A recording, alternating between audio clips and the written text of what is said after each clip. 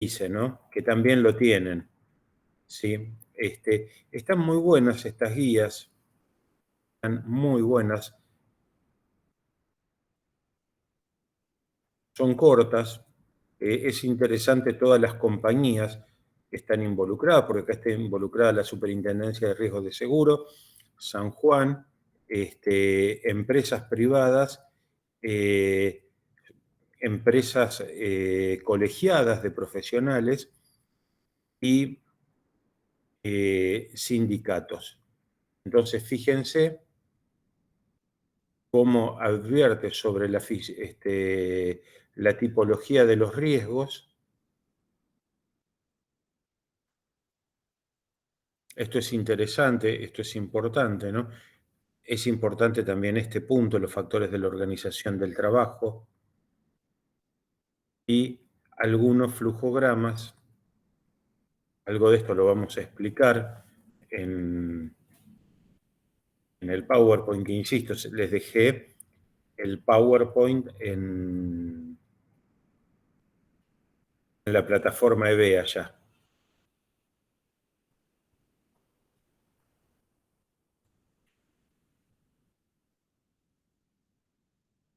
Esto sobre todo los riesgos físicos, temperatura, humedad, valores de referencia. Esto se los muestro porque esto es importante.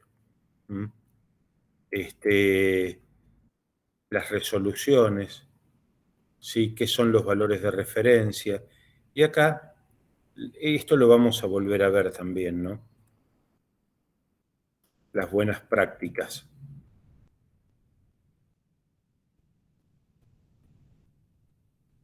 Van a ver que algunas cosas de acá están en el PowerPoint, ¿no?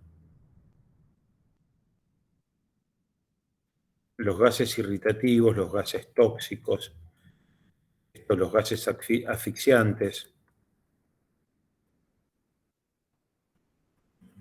Bueno, esto es lo que ustedes tienen en esta guía de la Superintendencia de Riesgo de Trabajo, ¿sí? Es minería. La guía de riesgos psicosociales está y la de minería también está. Lo último que va a entrar para el próximo parcial es lo de los buses de larga distancia. Acá ya terminaríamos el programa, con lo cual estamos muy adelantados.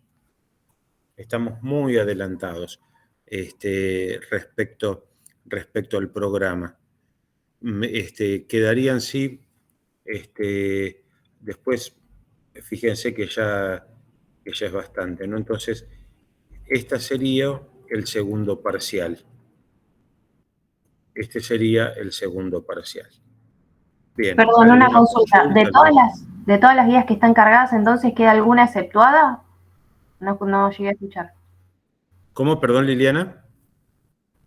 Si de todas las guías que están cargadas queda alguna exceptuada, no llegué a escuchar esa parte. No quedan exceptuadas, no. La que quedó, que todavía no di, es la de buses de larga distancia, que eso va a la próxima clase. Bueno, gracias. Son todos los temas que ya estuve dando. No son guías muy largas, pero hay que irlas estudiando. O sea, todo lo que dice segunda unidad es lo que va en el segundo parcial. Van a tener tiempo de prepararlo porque vamos bien con la cursada. Entonces, esto va a permitir también poder adelantar un poco algunas cosas.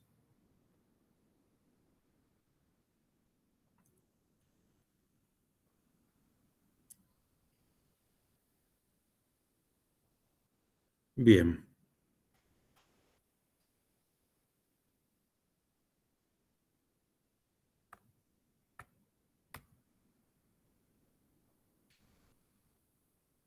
Un segundito.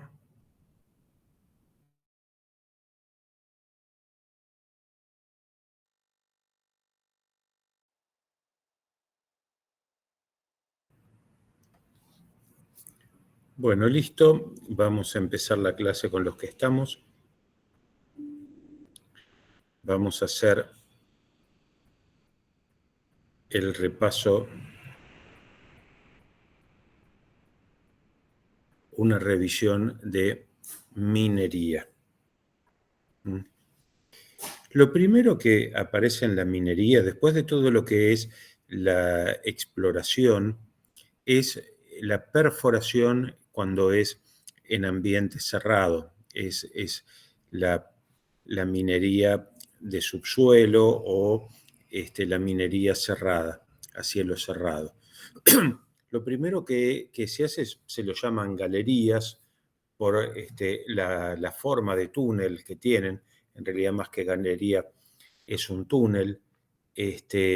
Lo primero que se hace es el acceso a donde están los minerales para la explotación. Esto tiene una perforación mecánica, la voladura, el tojeo, ahora lo vamos a ver, y el armado de las protecciones. ¿Sí? Perforación mecánica, voladura, tojeo y armado de protecciones. Bien, la voladura subterránea se hace de alguna manera. ¿Cómo? La voladura subterránea se hace de forma tal que dentro de las perforaciones que se han hecho para abrir la galería o seguir avanzando en la galería sean controladas. Esto es una de las partes más riesgosas que tiene la minería, una de las tantas, ¿no? Porque ya como actividad es bastante riesgosa. Hay una ventilación que tiene que estar muy bien realizada. Tiene este ingreso con saneo en avance hacia el tope y preferentemente mecanizado. Ahora lo vamos a ver. O sea, hasta acá hay que llegar en las mejores condiciones posibles y mojar la pared previamente para evitar cualquier tipo de interferencia que pueda provocar una explosión prematura. ¿Sí? Acá estamos viendo el armado de las barras de dinamita. Se sigue trabajando como en aquella época, ¿no? Que ya están dentro de la galería las personas. Y este es el avance mecánico que, por un lado, recubre para evitar cualquier tipo de derrumbe o caída de alguna piedra. A ver, si es un derrumbe total, esto colapsa, está claro, estas mallas metálicas colapsan. Sobre todo es para sostener las piedras después de la voladura. Acá ya están hechos los agujeros.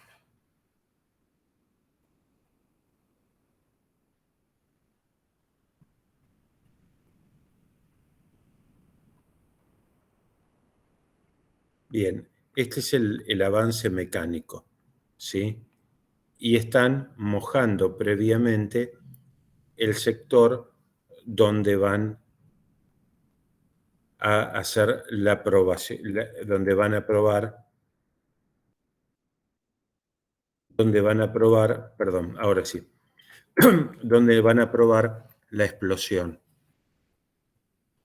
Los accidentes con explosivos es, por lo general, por actos inseguros, más que por condiciones inseguras. Ahora bien, ¿la culpa la tiene el operario del acto inseguro? No, no. Porque lo que está recuadrado abajo, que habla de la inexperiencia o negligencia y el exceso de confianza por el otro, que es el 80-90% de los accidentes, habla de una mala capacitación, una mala supervisión y una mala organización del trabajo. Porque si esto ocurre es porque no hay una buena supervisión de la gente que tiene que hacer la supervisión.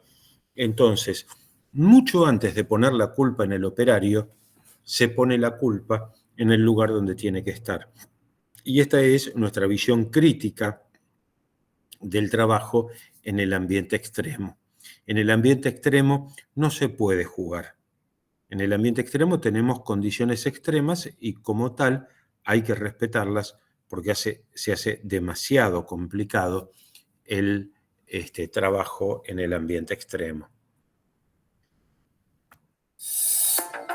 Acá vamos a ver un pequeño video. Hola, ¿qué tal amigos? Nuevamente, bienvenidos a mi canal ABC Infórmate. En esta oportunidad nos abocaremos a lo que es perforación y voladura subterránea. Entonces empecemos. Como ya hablamos en el video anterior, que la perforación era la primera operación de una voladura. Entonces, la voladura es un proceso tridimensional en el cual las presiones generadas por explosivos confinados dentro de taladros perforados en la roca originan una zona de alta concentración de energía que producen dos efectos dinámicos: fragmentación y desplazamiento, de acuerdo a los criterios de la mecánica de rotura. La fragmentación se refiere al tamaño de los fragmentos producidos, a su distribución y porcentajes por tamaños. Una adecuada fragmentación es importante para facilitar la remoción y transporte del material volado y está en relación directa con el uso al que se destinará este material, lo que calificará a la mejor fragmentación. Desplazamiento se refiere al movimiento de la masa de roca triturada y la forma de acumulación del material volado. Se proyecta de la manera más conveniente para el paleo o acarreo, de acuerdo al tipo y dimensiones de las palas y vehículos disponibles. Con esta definición de marco conceptual, vayamos al campo práctico y decimos: el perforista, en primer lugar, tiene que conocer bien el terreno, o sea, las características de la roca, donde se va a realizar el trabajo de perforación y voladura, para así emplear qué tipo de malla, como ya sea necesario, corte o tajeo, dependiendo de la zona de trabajo. A continuación, conozcamos tipos de arranque y tipos de malla. Dentro de tipos de cortes o arranques, se comprende de dos grupos: cortes con taladros en ángulo o cortes en diagonal, cortes con taladros en paralelo.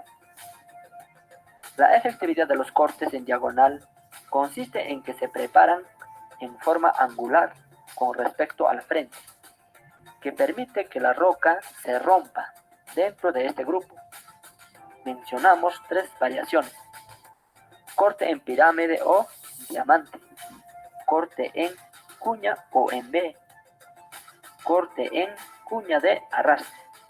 El corte piramidal comprende de 4 o más taladros dirigidos en forma de un haz convergente hacia un punto común, imaginariamente ubicado en el centro y fondo de la labor a excavar, de modo que su disparo instantáneo creará una cavidad piramidal.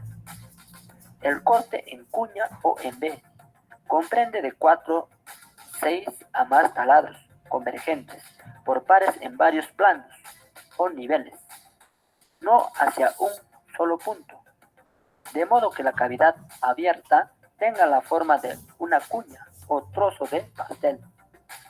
Esta ejecución más fácil en túneles estrechos.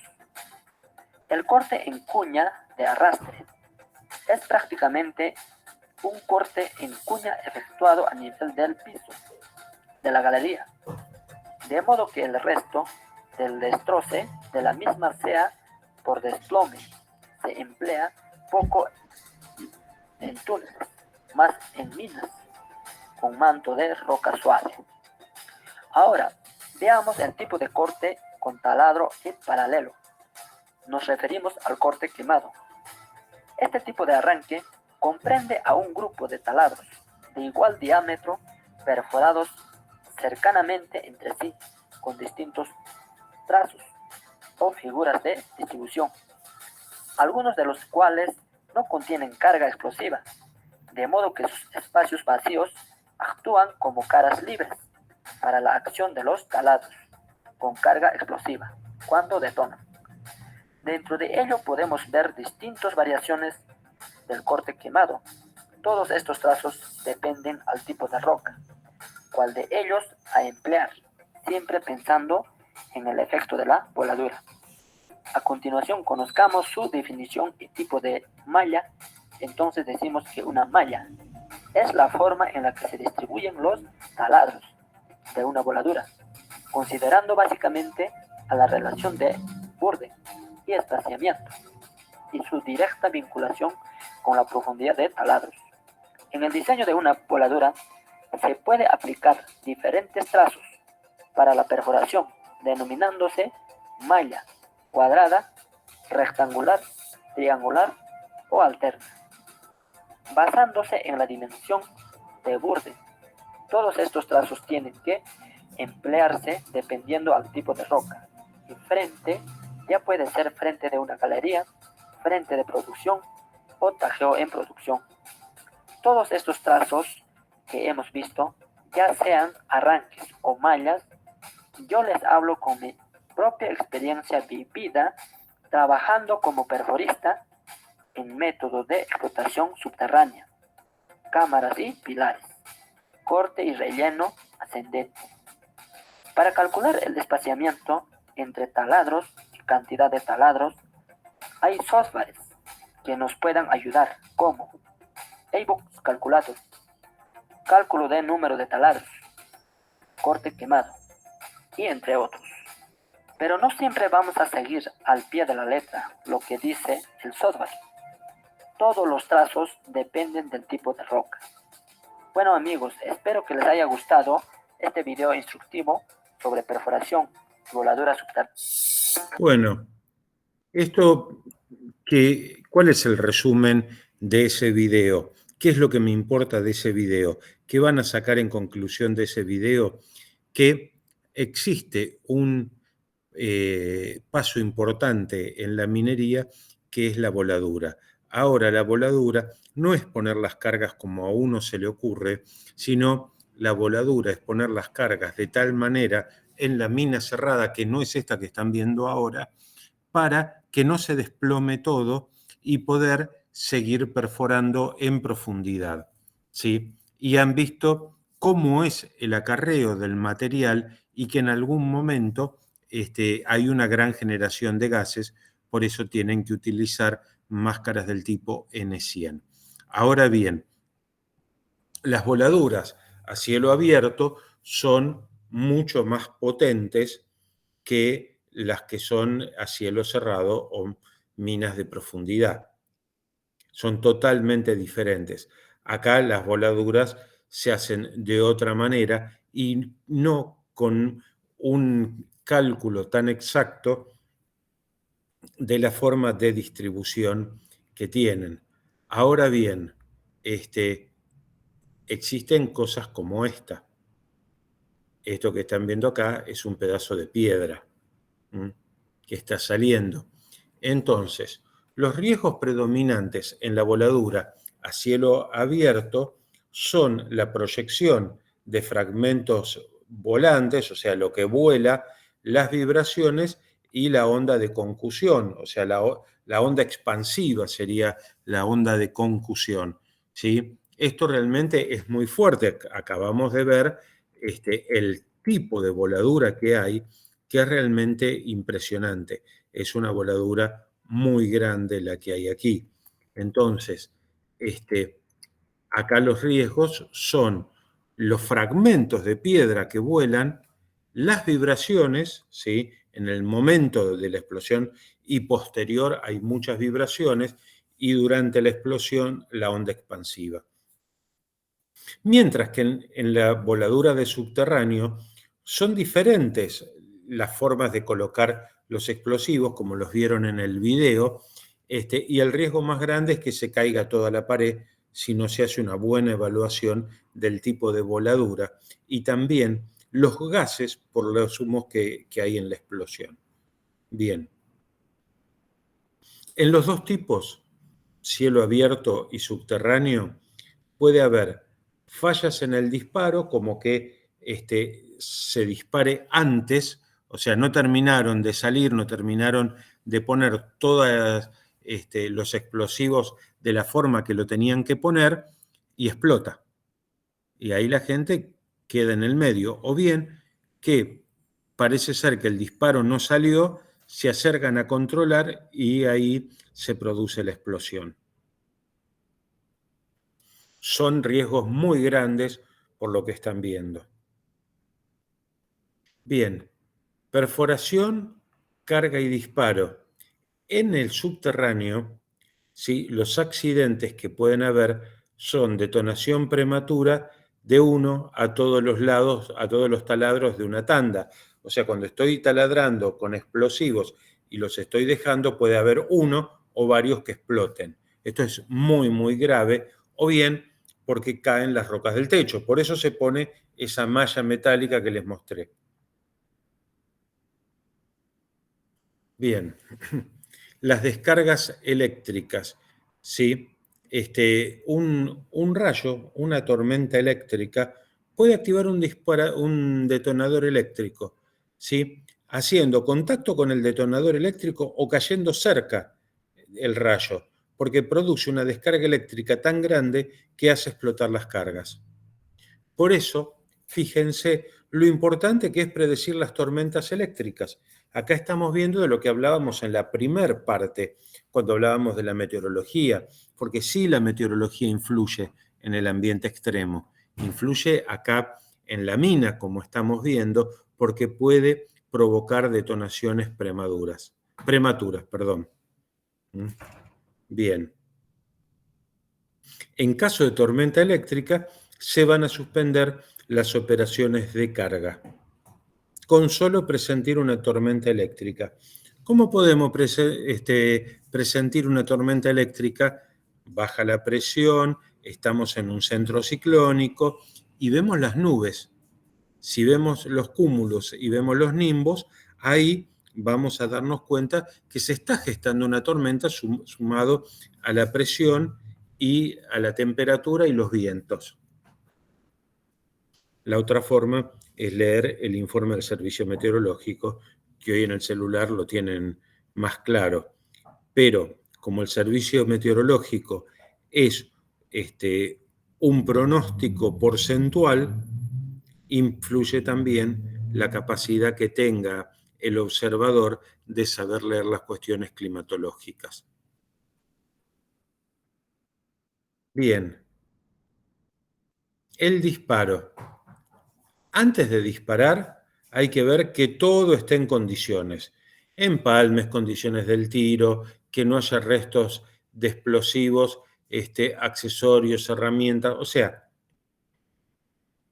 que todo esté bien, que no hayan quedado tiradas las herramientas, que no hayan cosas dando vuelta por ahí, porque después del disparo ya va a ser tarde.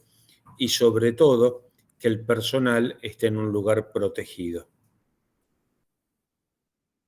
Bien, en base a esto, ¿cuáles son los accidentes más comunes? Miles de trabajadores mueren cada año por accidentes mineros, especialmente en el proceso de la minería del carbón y la minería de roca dura. En general, la minería de superficie es menos peligrosa que la minería subterránea. Explosiones consecutivas de metano y polvo de carbón. El metano es un gas altamente explosivo atrapado dentro de las capas de carbón. Los errores mecánicos de herramientas de minería incorrectamente utilizadas o que funcionan incorrectamente, como lámparas de seguridad, equipos eléctricos o el uso de explosivos inadecuados bajo tierra, pueden provocar metano e iniciar explosiones de polvo de carbón consecutivas. Las explosiones de metano y polvo de carbón han causado los mayores desastres mineros en la historia y frecuentemente matan o atrapan a los mineros subterráneos. El trágico accidente de Cowries, el peor desastre minero en Europa, fue causado directamente por el metano y el polvo. Causó la muerte de 1.099 mineros en el norte de Francia el 10 de marzo de 1906. Se dice que los accidentes de Cowries es el segundo desastre minero más mortal. El más grande sigue siendo el accidente de Benqi, Hualien, en China, que mató a 1.549 mineros el 26 de abril de 1942. Voladura de rocas. Durante las últimas 2 décadas, la mayoría de lesiones y muertes relacionadas con explosivos en minas de superficie ocurrieron cuando los trabajadores fueron golpeados por la roca, ya sea por lo que estaban demasiado cerca de la explosión o la roca fue lanzada mucho más lejos de lo esperado. En minas subterráneas, la mayoría de las muertes relacionadas con explosivos fueron causadas por los mineros que estaban demasiado cerca a la explosión, seguidos de envenenamiento por explosivos, fallas y explosiones prematuras. Explosión prematura: la detonación de una carga explosiva antes de lo justificado. Una explosión prematura puede deberse a descuido, percusión accidental, un fusible defectuoso o explosivos degenerados. Fallos en el encendido. Fallo incorrecto significa la falla total o parcial de una carga explosiva que explota según lo planeado.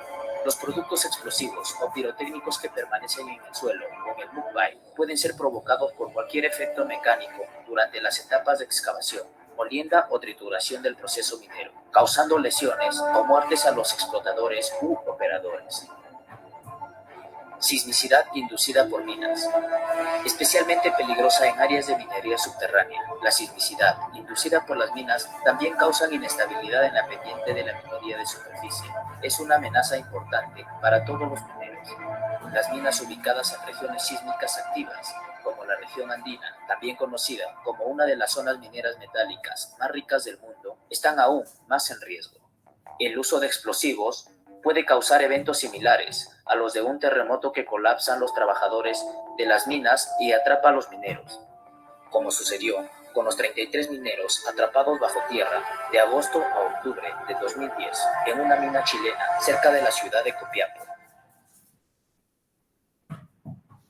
Bien. Es interesante ver cómo son los accidentes en el ambiente extremo. A veces no pensamos en el metano. El metano son esos gases que se producen por la degradación de materia de carbono, por lo general restos de vida, vegetal o animal, que se acumulan y que son altamente inflamables. Al perforar, vamos a pasar por concentraciones de carbono que están en las paredes o están en las zonas subterráneas. Entonces, pueden producirse, ya sea, ¿vieron ese cortafierro que estaba mal ubicado con ese martillo? Estamos pegándole a piedras y eso puede provocar chispas. Entonces, ahí tiene que ver la ventilación, bueno, tiene que ver estas cuestiones que ya vieron. Y que hubo accidentes enormes, más de 1000 muertos en China, ese desastre que hubo en Europa. Son realmente cuestiones que hay que tener muy en cuenta y tener bien en claro cómo es el procedimiento y la organización del trabajo. ¿Qué tiene que hacer el empleador respecto a esto? ¿Cuál es la responsabilidad del empleador? Los riesgos, ¿sí? Vamos a pasar siempre en la carrera que están cursando ustedes por la evaluación de riesgos. En cada materia que tenga algo de practicidad van a tener que determinar los riesgos, la evaluación y darle un orden de prioridad. Lo primero es eliminar el peligro. Muy difícil en la minería subterránea e inclusive en la minería de cielo abierto. ¿Vieron esas rocas cómo volaban? ¿Vieron cómo cayeron arriba de las máquinas o inclusive en una oficina? Es difícil eliminar el peligro. Controlar el riesgo de la fuente ya es un poco más fácil, ¿sí? Después, ver cómo reducir al mínimo todos o cada uno de los riesgos por el medio que sea, ¿sí? Diseñando un trabajo seguro. Ahora, si el riesgo persiste, hay que tener equipos de protección personal, ¿sí? Y una capacitación muy importante la capacitación a tener en estos trabajos. Bien, ahora bien, ¿qué pasa cuando los trabajadores están expuestos a peligros físicos, químicos o biológicos? El empleador tiene que informar a los trabajadores de una manera que lo entiendan sobre cada uno y todos los peligros que hay en el trabajo. ¿Qué riesgo para la salud tiene esa tarea que van a hacer y cómo prever y cómo protegerse? ¿Sabe qué me acordé, profe? Me acordé justo de ¿Sí? los mineros que habían quedado atrapados en Chile 68 días. Yo era Sí. chiquita, me acuerdo. Y estuvieron ahí no sé cuánto tiempo y muy pocos sobrevivieron. No, lo sacaron a todos, ¿eh? Pero algunos estaban en muy mal estado, deshidratados y demás. No, yo que no soy tan chiquito en esa época, me acuerdo bien de ese evento. Lo fueron sacando con una camilla muy angosta, muy finita, y tuvieron que hacer una perforación muy grande para llegar hasta el lugar donde estaban. ¿Se hace una perforación al lado o no? En muchos No, casos. ahí hicieron la La perforación. sacaron por el mismo lugar donde entraron, digamos. No, lo sacaron por arriba. Ah, No, lo sacaron por arriba. Me acuerdo que cuando los empezaban a sacar, ahí apareció el presidente de Chile y estuvo viendo. A ver, ¿quién quería hacer una pregunta? ¿Alguien levantó la mano? No. Bien, me pareció. Bueno.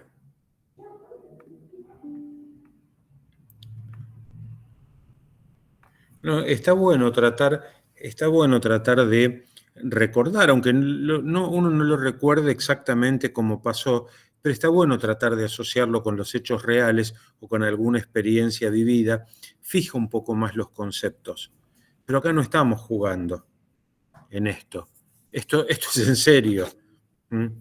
Esto es en serio. Lo vemos acá en el PowerPoint, ustedes lo están viendo o en el celular o en una pantallita. Pero la real dimensión de una explosión en esos lugares es impresionante, es realmente fuerte. Entonces, cuando hay peligros físicos, químicos o biológicos, se informa a los trabajadores de todo lo que se les tenga que informar. Se toman todas las medidas para eliminar o reducir al mínimo los riesgos de la explosión. Ahora, ¿cómo lo hacemos esto? Ni ustedes ni yo, en la especialidad que nos competen, vamos a saber cómo reducir o eliminar al mínimo los riesgos. Entonces, ¿qué hacemos? Traemos a las personas que saben de explosión, a los expertos en explosivos, físicos, eventualmente químicos, con los trabajadores y hablamos en equipo de todas las medidas que haya que tomar para eliminar o reducir. Bien. Tiene que haber un equipo de ropa importante y dispositivos de protección adecuados cuando la protección contra accidentes o daños no se pueda garantizar por otros medios que no sean la ropa y los equipos necesarios, ¿sí? Incluida la exposición a condiciones adversas. ¿Y por qué dice acá sin ningún costo para los trabajadores? Porque hubo una época en donde el equipo lo tenían que pagar los trabajadores. Entonces, de acuerdo a la plata que tenían o a su capacidad de ahorrar, era el tipo de protección que tenían. Con las nuevas leyes, esto no ocurre. ¿Sí? Entonces, esto es a costo del empleador. Y el otro punto es aquellos trabajadores que ya sufrieron un accidente de trabajo o una enfermedad profesional, hacerle los primeros auxilios in situ significa en el lugar, y después transportarlo para una cobertura médica adecuada. ¿Sí? Acá ya hay lesión. Lo que ustedes veían en los videos, acá ya hay lesión. Entonces, ¿cuáles son los riesgos físicos del ambiente de trabajo? Temperatura y humedad, por un lado. Hay temperaturas extremas durante la perforación, en las minas más profundas. En las que no son tan profundas, ¿sí? La temperatura no es un inconveniente grande. Pero si pasa los 1000 metros de profundidad, y ojo que las hay, y hay muchas de más de 1000 metros de profundidad, tiene que atenderse muy bien las condiciones de temperatura para tener en claro cómo intervenir para proteger la salud de los trabajadores. Es muy importante esto. Fíjense que hablamos de temperatura y humedad. Eso que parecía tan abstracto en la primera parte de la cursada, acá se aplica.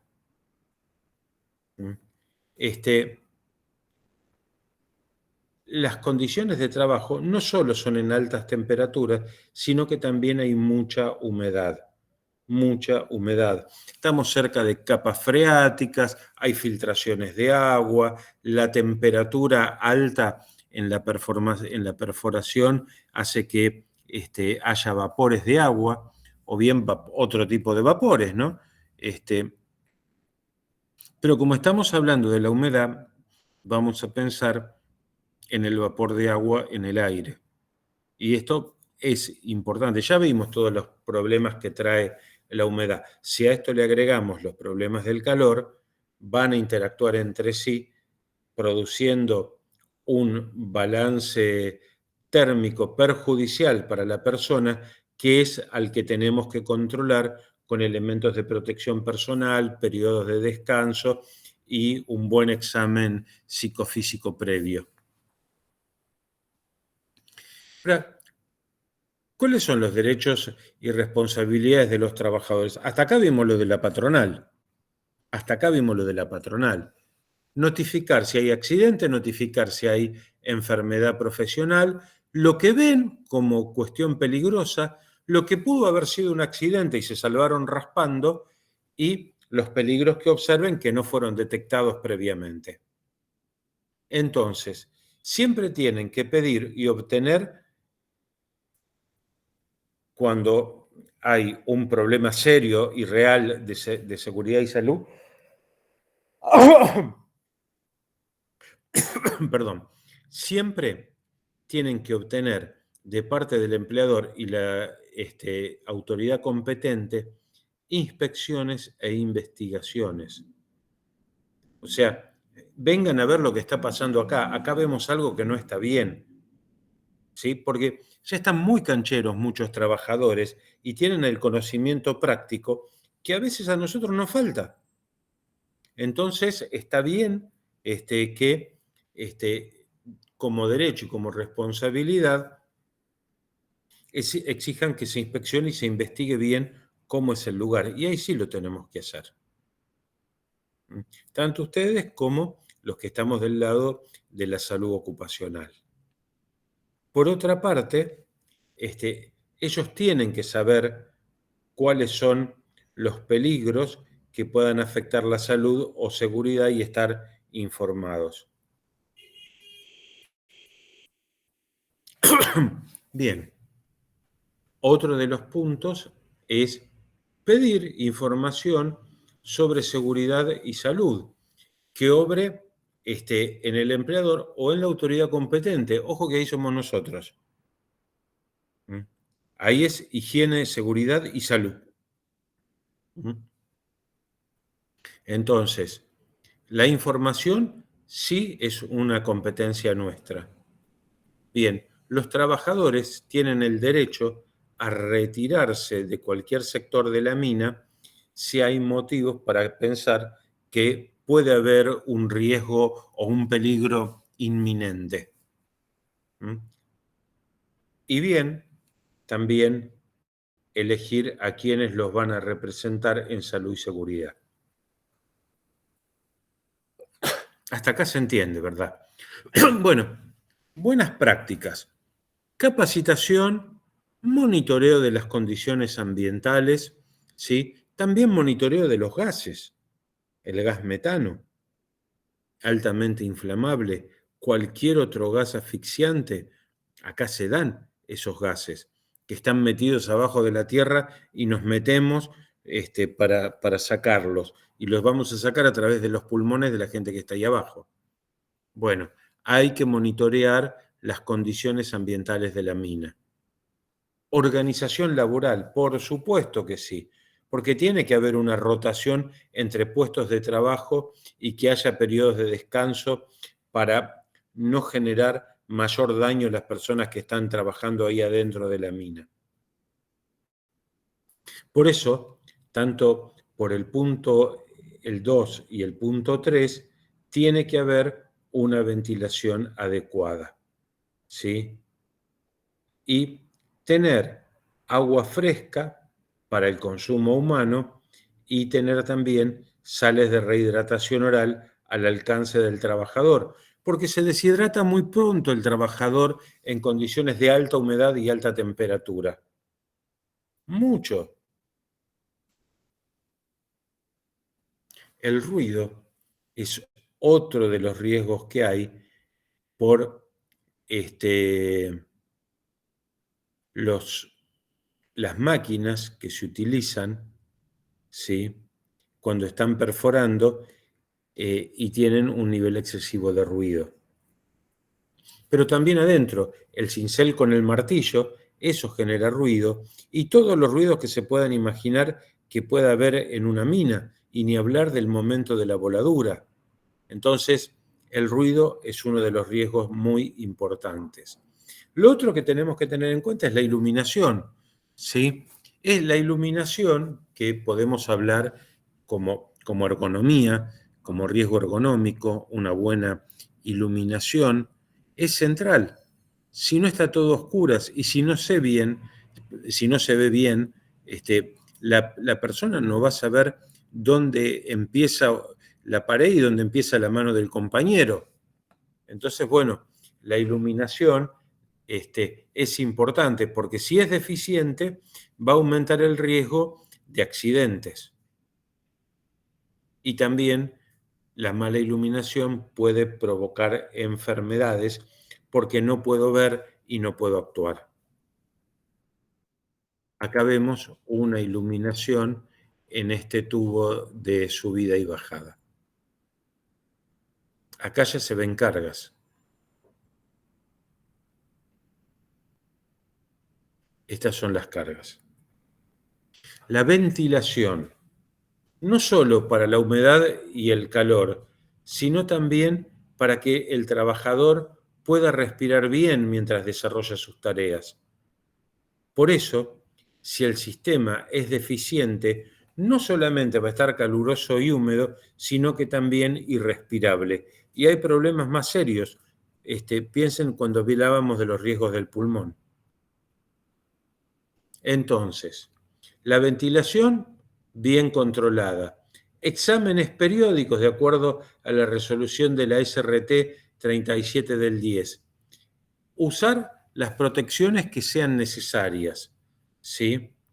El tipo de protección respiratoria, bueno, cómo se ajusta el contorno de la cara, hacer todo el preparativo previo. La conservación, el funcionamiento y cómo se usa el equipo tiene que estar en perfectas condiciones. Almacenar los equipos de protección respiratoria en compartimientos aislados. Claro, porque, a ver, si un barbijo, por ejemplo, el N95, en la época del COVID, se humedecía, no servía para nada porque era permeable al COVID. Mientras que si estaba seco, no. Entonces, por eso hay que guardarlo en los lugares donde haya que guardarlo y esté la seguridad para guardarlos ahí. Y por supuesto que tienen que hacer, ustedes van a tener que hacer, que la gente se eduque y sepa respetar los medios, los elementos de protección personal. Hay que cuidarlos. Las vibraciones. Bueno, ya sabemos las vibraciones. ¿Dónde se dan? Mientras perforamos y hacemos las voladuras, ¿sí? Cuando hay protecciones con herramientas neumáticas que golpean, ¿sí? Esto vibra. Los vehículos de transporte y carga vibran, algunos vibran mucho. Y si es una perforación manual, el problema va a estar en la pérdida de sensibilidad y la capacidad motora de las manos y el riesgo del cuerpo. Ahora, esto porque se me ocurre, no, porque se van a lastimar los músculos y los vasos capilares, ¿sí? Va a haber problemas con los capilares sanguíneos. Y no sería grato que las personas tengan una enfermedad profesional producida por pérdida de sensibilidad y capacidad motora. Bien, en el caso de los vehículos de transporte y carga, si es en terrenos irregulares, va a haber mayor aceleración y desaceleración, y esto va a traer problemas en los riñones y en la columna por las vibraciones y la desaceleración que tienen algunos vehículos de carga. Bien, acá están intentando perforar la piedra. Y vamos a hablar también de algo que es importante, como los gases irritativos. Siempre hay gases irritativos en la mina, sobre todo el óxido de nitrógeno y el dióxido de azufre. Óxido de nitrógeno, dióxido de azufre. ¿Sí? El óxido de nitrógeno es por los explosivos de la voladura. Son poco solubles en agua y llegan hasta los pulmones a nivel de disolución alveolar. Bien, en la mina también hay óxidos nitrosos y óxidos nítricos. Estos van a provocar irritación pulmonar. Ya estamos hablando de los irritantes. Ya pasamos la etapa de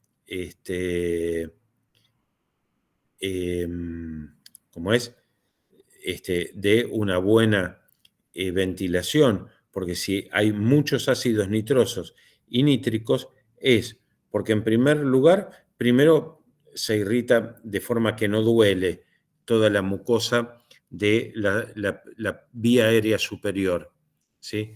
Pero después se empiezan a agravar los problemas. Por eso es tan importante la buena ventilación.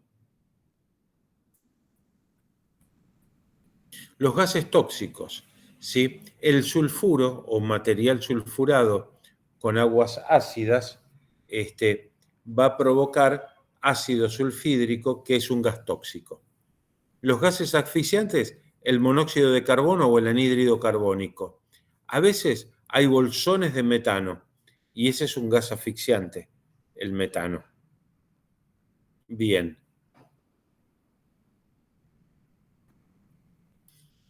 La concentración de oxígeno con el monóxido de carbono o anhídrido carbónico y el metano, ¿sí? Reducen la concentración de oxígeno, o sea, no hay tanto oxígeno adentro de la mina y esto hace que las personas que están ahí abajo no respiren de la mejor forma posible. Si encima son activos como el metano y acetileno, pueden explotar. Tanto el metano como el acetileno pueden explotar.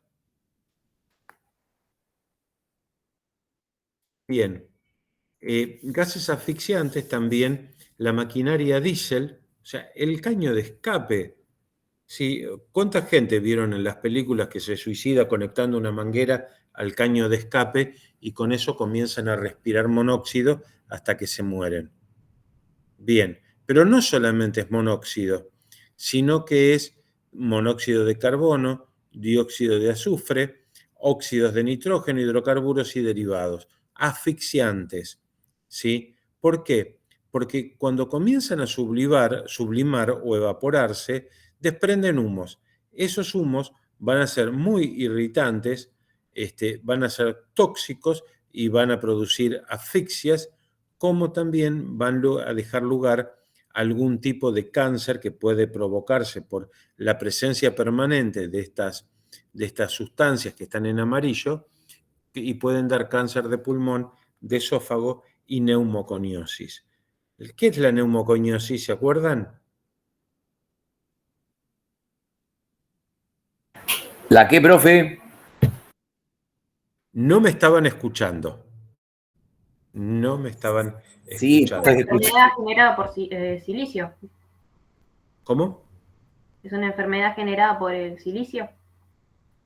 Por el silicio, entre otros, por los polvos, ¿sí? Por los polvos que llegan a los alvéolos. Esta es la neumoconiosis. ¿Mm? Bien. ¿Qué hay que hacer entonces? Antes de entrar, verificar la atmósfera, ¿sí? Ver un monitor multigas, ¿sí? Son detectores de distintos tipos de gases que van a generar una alerta. Van a tener también que estimar cuál es la concentración de esos gases presentes en la mina. Estamos en otro nivel también, no estamos al aire libre o en un ambiente de fácil acceso, no. Entonces hay que saber cuántos gases y qué concentración de estos gases, porque en base a lo que hallemos acá es la ventilación que tenemos que tener adentro de la mina, sobre todo si se utilizan vehículos. Tiene que haber un cronograma de trabajo y un cronograma de trabajo en voladuras, ¿sí? Quién trabaja, quién descansa, cuán atentos están bien, están sanos, todo lo que haya que hacer. Va a haber tormentas eléctricas, no va a haber tormentas eléctricas. Entonces, no vamos a exponer innecesariamente a los trabajadores a concentraciones excesivas de gas o a otros riesgos. Siempre, como está acá en el segundo punto, siempre va a haber que capacitar a las personas sobre todos estos aspectos que los tenemos aquí descriptos, que ustedes los van a poder leer después entre esta clase y la que viene, y también hacer medidas periódicas de la calidad de aire, sobre todo cuando el personal está trabajando, sería bueno hacerlos en forma horaria. En forma horaria. Estamos hablando de químicas que están produciendo y que van a generar tóxicos. Entonces, están produciendo a nivel de la mina, ¿no? Siempre que hablamos de producción de tóxicos es a nivel de la mina. Y también tiene que haber mantenimiento de la maquinaria y de vehículos, sobre todo motores a explosión. Cuanto peor funcionen, más gas tóxico, más monóxido y algún otro tipo de gas que sale de un caño de escape, van a tener dentro de la mina. Hay que hacer una declaración, un registro, una notificación e investigar los accidentes de trabajo y enfermedades profesionales, además de evaluar las malas condiciones de salud y los sucesos peligrosos, porque hay que hacer un control posterior y cuando termina la actividad, totalmente en forma global, hay que evaluar de nuevo a los trabajadores y trabajadoras. ¿Por qué? Porque en primer lugar se necesitan estadísticas, cosa que hay muy pocas por el miedo y el temor a que le intervengan la mina al dueño de esa mina, ¿sí? Por la cantidad de accidentes que puedan producirse. Bien, siempre identificar los problemas de seguridad y salud en las minas de cielo abierto. Son diferentes a las que son cerradas, ¿sí? Bien, ¿cómo se va a actuar y de qué manera se va a actuar? ¿Cómo se van a desarrollar distintos métodos? Primero, para abordar los accidentes de trabajo y las enfermedades profesionales luego. ¿Por qué dije primero los accidentes de trabajo? Recuerden, hecho súbito y violento, mientras que la enfermedad profesional requiere de un tiempo. No disponemos de mucho tiempo entre una y otra, Ojo, pero siempre hay que estar preparado para las enfermedades profesionales. También hay que controlar si las medidas de seguridad son seguras. y si el nivel es satisfactorio, tanto en seguridad como en salud. Esto hay que hacerlo y hay que estudiarlo. Bien, también hay que identificar el peligro y la evaluación de riesgo. Volvemos a lo mismo. Sabemos que hay peligro, bueno, ¿dónde está, cuál es y cómo lo manejamos? ¿Cómo lo manipulamos? Difícil, la verdad que no es fácil, pero bueno, se hace con el empleador, con la consulta en los trabajadores, con la presencia de los gremios también, y tiene que salir de la reunión un sistema, ¿sí? de esta reunión que estoy hablando acá, ¿no? Salir con un sistema que identifique peligros y que pueda evaluar los riesgos. Si consigo esto, voy a poder aumentar la seguridad y salud a través de medidas para controlar estos riesgos que antes no tenía esa posibilidad porque no había una evaluación global de los riesgos. Bien. ¿Cómo se hace la identificación del peligro en la unidad del trabajo? Evaluando. ¿Y qué se evalúa? La situación, los sucesos o la combinación de estas dos circunstancias que pueden producir lesión o enfermedad. ¿Qué hago acá? Por ejemplo, ¿qué hago acá en esto de combinación de circunstancias? Bueno, una cosa es si tengo un riesgo a 100 metros o si tengo un riesgo a 150 metros, o si bien se juntan los dos riesgos a mitad de camino, ahí tengo una combinación de circunstancias.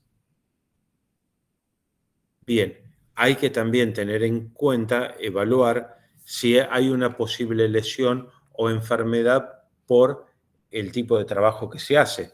La respuesta es sí, claro que hay riesgo, obvio, y se va a evaluar qué va a pasar.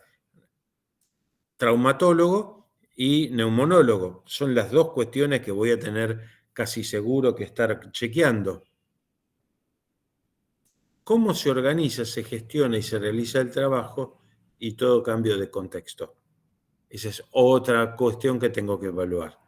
¿Cómo organizo, cómo gestiono y cómo realizo el trabajo y los cambios que estén conectados con eso? Aparte también, sí, en los lugares de trabajo, los procesos de trabajo, los materiales, las instalaciones y el equipo bien diseñados. Bien diseñados. Porque si no, caemos en un mal diseño de trabajo y eso hace que arranquemos de aquí abajo para arriba con todos estos problemas que se han planteado en los párrafos anteriores. Bien, hay que evaluar también fabricación, instalación, puesta en servicio, manipulación y eliminación de los materiales, ¿sí? Acá hay que prestar especial atención.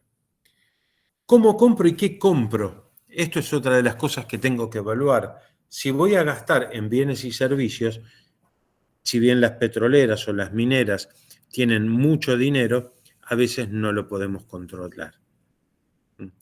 Hay que evaluar muy bien a quién subcontrato para que me ponga la instalación, me brinde los equipos, todos los servicios, ¿sí? Y la gente para llevar a cabo estas cuestiones. Y aparte, ¿sí? Hay que evaluar, hacer inspecciones, hacer mantenimiento, evaluar el mantenimiento, hacer una prueba, una reparación y la situación de instalaciones y equipos. Pero siempre con una evaluación de riesgo. Entonces, ven que constantemente estoy hablando de evaluación de riesgo y estoy hablando de evaluación de riesgo y estoy hablando de evaluación de riesgo. ¿Sí? La evaluación de riesgo es un proceso que se utiliza para evaluar un riesgo que puede ser sufrir una lesión o una enfermedad profesional. Se va a asociar con los peligros identificados y a los efectos de control tengo que hacer toda la evaluación que mencioné antes. Ahora bien, ¿todos los riesgos hay que evaluarlos? Sí, a todos hay que evaluarlos. ¿Por qué? Porque en función del grado de riesgo puedo tener un orden de prioridad de lo más grave a lo más leve para poder ir monitoreando. Por eso la conclusión, que está en rojo y en blanco, cuanto mayor sea el grado de riesgo, mayor es la prioridad de evaluar. Bien, cuanto mayor sea el grado de riesgo, mayor es la prioridad. Grábenlo esto. Bien, cuando se identifica el peligro, se evalúa y se hace el control de riesgo, hay que documentarlo, hay que escribirlo. Por eso es tan importante el informe escrito para ustedes, porque lo dejan documentado y comienza a ser un protocolo de seguridad, un manual de procedimientos, pero esto les permite a ustedes darle conocimiento a la gente que está trabajando por debajo de ustedes y ustedes también se aseguran que hayan hecho las cosas bien. Entonces, es la evaluación documentada de la eficacia que tuvo la identificación del peligro y evaluación. ¿Sí? Porque necesito un proceso de mejora permanente. A esto es lo que voy. Tiene que haber un plan de respuesta de emergencia. Esto lo hace el empleador en conjunto con ustedes. ¿Qué pasa si se derrumba? ¿Qué pasa si hay gases tóxicos? ¿Qué pasa si hay un incendio? ¿Qué pasa si las piedras salen demasiado lejos? Bueno, todo esto tengo que pensarlo y ver cómo lo trabajo. Y para eso reuniones periódicas con los trabajadores, con los especialistas y con todos los que estén trabajando al pie del cañón. Entonces, la evaluación de riesgos puede ser un medio adecuado para detectar posibles incidentes industriales y desastres naturales, y recalco desastres naturales, porque ahí el ambiente es lo que compartimos todos. Bien, ¿cómo es la fase de análisis de seguridad? ¿Cómo sé yo que es seguro? En primer lugar, hay una consulta previa con los trabajadores y los delegados gremiales, que van a estudiar el proyecto, van a generar un informe y ahí vamos a saber si constituyen, esto pueden ser que este proceso de trabajo haga que se evalúen todas las tareas que se van a hacer en esa actividad. Entonces, empleador, trabajadores, gremio, evaluación del proceso de trabajo, distribución de las tareas. Básicamente es esto. Las tareas que tiene cada uno tienen que analizarse también para saber posibles peligros, posibles riesgos y cómo evitarlos. Primero nos metimos... ¿Sería, profe, un análisis de tarea segura? Sí, correcto. ¿Entendieron? ¿Escucharon el resto? Bueno, si el análisis de seguridad constata que los controles no son idóneos y no pueden protegerse la salud de los trabajadores, la tarea no debería emprenderse. Si no hay plena seguridad, la tarea no se puede hacer.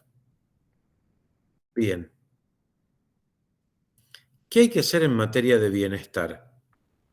Tener baños completos, con ducha, con lavatorios, con servicios higiénicos y lavandería.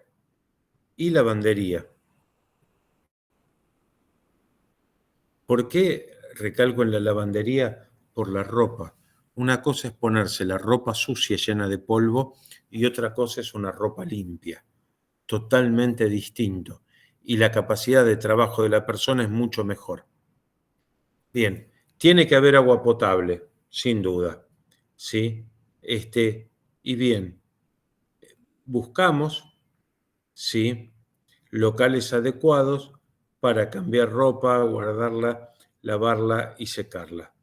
Esto también hoy se hace con containers, con casas rodantes, ¿sí?, con tiny house, que llevan locales adecuados, que tienen un lugar donde cambiarse, un lugar donde descansar.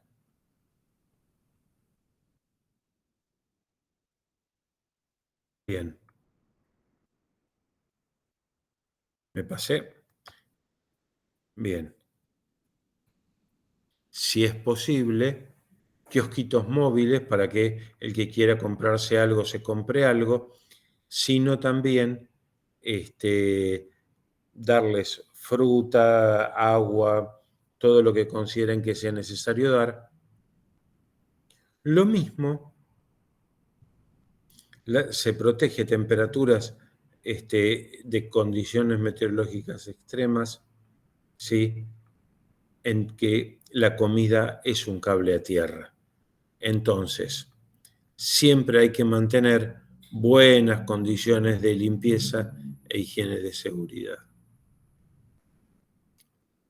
Por último, la actividad laboral que se hace en minas y canteras tiene riesgos de accidentes que cuando ocurren son muy graves y están vinculados a las tareas que llevan a cabo cada uno de los trabajadores o trabajadoras que están en la mina. Son graves las consecuencias en las minas. Son graves. Bien. ¿Qué cuentan los trabajadores? Que por lo general se identifican con el saber hacer de las generaciones precedentes. Como lo hizo mi abuelo, como lo hizo mi papá, así lo voy a hacer yo. Bueno, ojo, no es así. Y en los lugares que están relacionados con las canteras, se habla de la tradición minera que se transforma de manera a usos y costumbres que tienen un lazo social específico. O sea, hay una unión, hay un sentirse minero que los hace diferentes. Ahora bien, siempre hay riesgos para esto, siempre hay riesgos. Y con esta última reflexión cerramos la clase de hoy, ¿sí? ¿Dudas, preguntas? No, profe. ¿Escucho? No, profe. Muy Por mi bien. parte, no, profe, tampoco. Listo, pasamos entonces y voy a empezar por la A, porque ya lo había marcado. El presentismo. ¿Aguilera? Presente, profe. Muy bien. ¿Aranda? María de los Ángeles Aranda.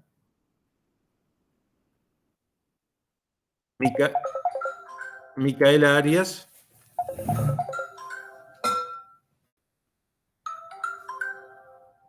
Micaela. Ahí puse una presente. Bien.